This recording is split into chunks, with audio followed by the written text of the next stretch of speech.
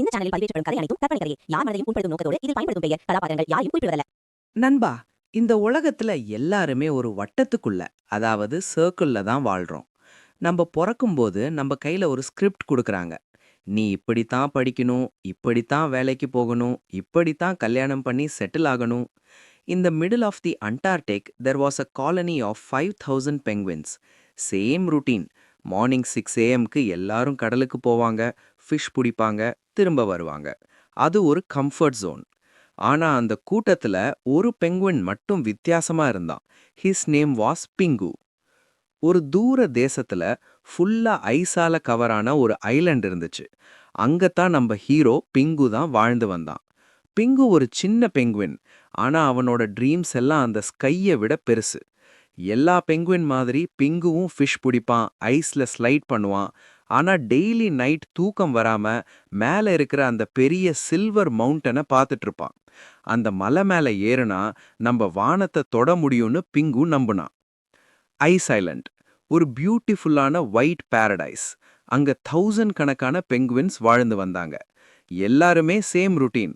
Morning எழுந்தோனே கடலுக்கு போறது, fish பிடிக்கிறது, நைட் வந்து தூங்குறது. But pink was different. அவனோட பாடி சின்னதான், பட் அவனோட கற்பனை, இமேஜினேஷன் பெருசு. பிங்கு டெய்லி அந்த சில்வர் மவுண்டனை பார்த்துட்டே இருப்பான்.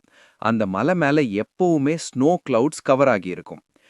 ஏன் எல்லாரும் கீழே மட்டுமே இருக்கும்? Why don't we see what's on the other சைடுன்னு பிங்கு கேட்பான். அவனோட ஃப்ரெண்ட்ஸ் ராக்கி அண்ட் ஜூசு எப்பவும் சிரிப்பாங்க. பிங்கு, நேச்சர் நம்மள இப்படித்தான் கிரியேட் பண்ணிருக்கு. நமக்கு விங்ஸ் இருக்கு பட் ஃப்ளை பண்ண முடியாது. நமக்கு லெக்ஸ் இருக்கு பட் ஸ்விம்மிங்க்கு தான் அது யூஸ்ஃபுல். மலை ஏறுறதெல்லாம் நம்மளால முடியாத காரியம்னு ராக்கி சொல்லுவான். லாஜிக்கலா பார்த்தா சில விஷயம் இம்பாசிபிளா தெரியலாம். பட் பேஷன் இருந்தா லாஜிக்கை உடைச்சிட்டு மேல போக முடியும்.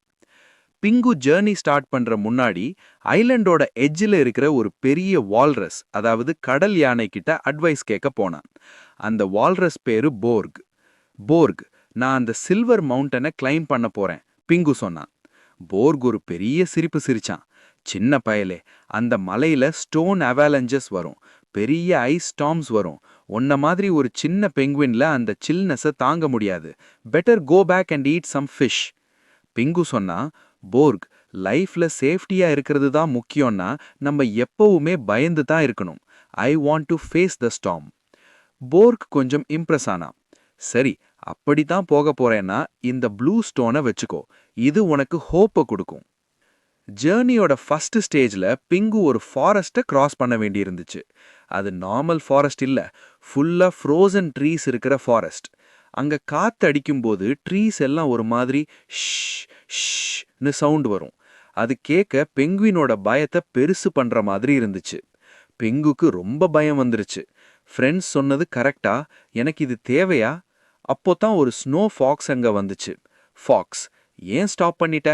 பிங்கு, இங்க சத்தம் ரொம்ப பயங்கரமா இருக்கு. ஃபாக்ஸ், அந்த சத்தம் ட்ரீஸ் பண்ணல, உன் மனசுல இருக்கிற பயம்தான் அந்த சத்தத்தை குக்குது.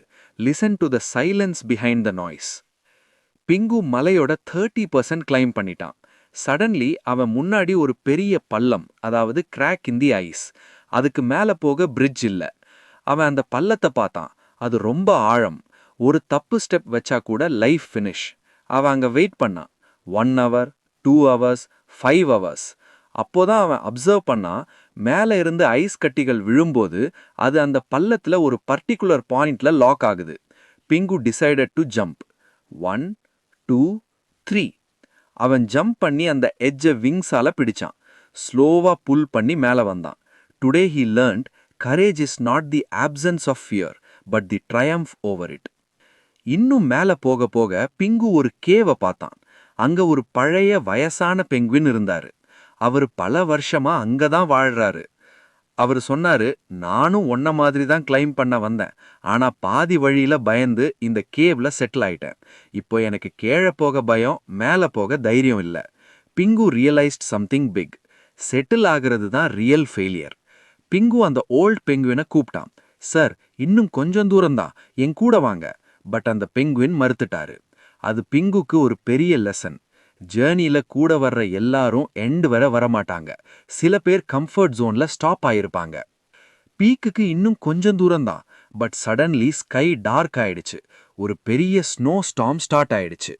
பிங்குவால கண்ணை திறக்க முடியல. பாடி ஃபுல்லா நம்பாயிடுச்சு. ஐஸ் கட்டிகள் மூஞ்சில அடிக்குது. அவன் கீழே படுத்துட்டா. ஐ அம் டயர்ட், என்னால முடியல. அப்போ அவனோட மனசுல அவனோட மதர் சொன்ன வேர்ட்ஸ் ஞாபகம் வந்துச்சு. The darkest hour is just before the dawn. அதாவது மிகவும் இருட்டான நேரம் விடியற்காலைக்கு முன்னாடி தான் வரும். பிங்கு மெதுவா எழுந்தான். Step by step. Each step was a battle. I won't stop, I won't stop. Suddenly the wind stopped. The clouds cleared. Pingu பார்த்தான். அவன் மேல எதுவுமே இல்ல. Only blue sky and golden sun. He reached the summit. அதாவது உச்சியை அடைந்தான். கீழே பார்த்தா அவனோட வில்லேஜ் ஒரு சின்ன டாட் மாதிரி இருந்துச்சு. அவனோட பெரிய ப்ராப்ளம்ஸ் எல்லாம் இப்போ சின்ன விஷயமா தெரிஞ்சது. He started dancing. A penguin dancing on top of the world. Pingu கீழே வந்தபோது ஹோல் வில்லேஜும் வெயிட் பண்ணிட்டு இருந்துச்சு. அவன் இப்போ பிங்குலு பெங்குவின் இல்ல, அவன் பிங்கு த லெஜண்ட். அவன் ஃப்ரெண்ட்ஸ் கிட்ட சொன்னான், மலை பெருசு இல்ல ஃப்ரெண்ட்ஸ், நம்ம மைண்ட் செட் தான் பெருசு. நான் கிளைம் பண்ணது அந்த மலை இல்ல, எனக்குள்ள இருந்த பயத்தை. அந்த ஐலண்ட்ல இருந்த எல்லா சின்ன பெங்குவின்ஸும் இப்போ ட்ரீம் பண்ண ஆரம்பிச்சிட்டாங்க. Pink inspired a whole generation.